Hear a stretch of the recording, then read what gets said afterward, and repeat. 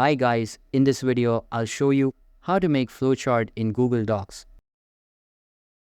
First of all, open any type of preferred browser on your PC and search for docs.google.com.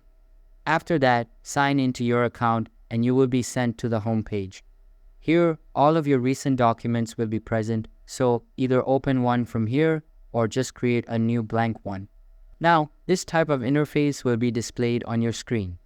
As this document is blank, I will just add a simple text heading and align it in the center. Now you can see that there is an example form in the other tab on my browser. So I will just create something like this.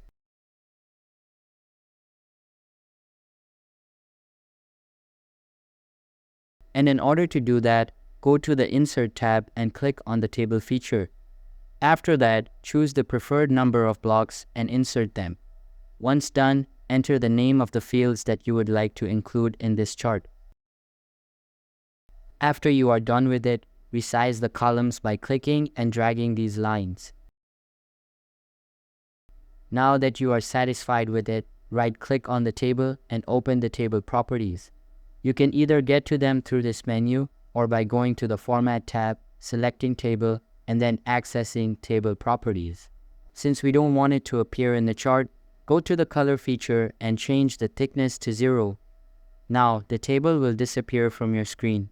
After that, click on the target column, then select this arrow icon and highlight the bottom line. Once done, go to the thickness menu and change it to 1 point. Now repeat this process for all of the target fields and you are good to go.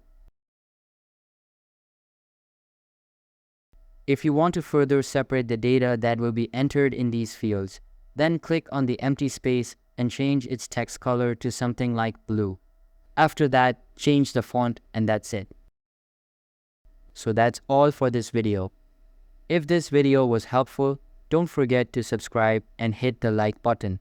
Thanks.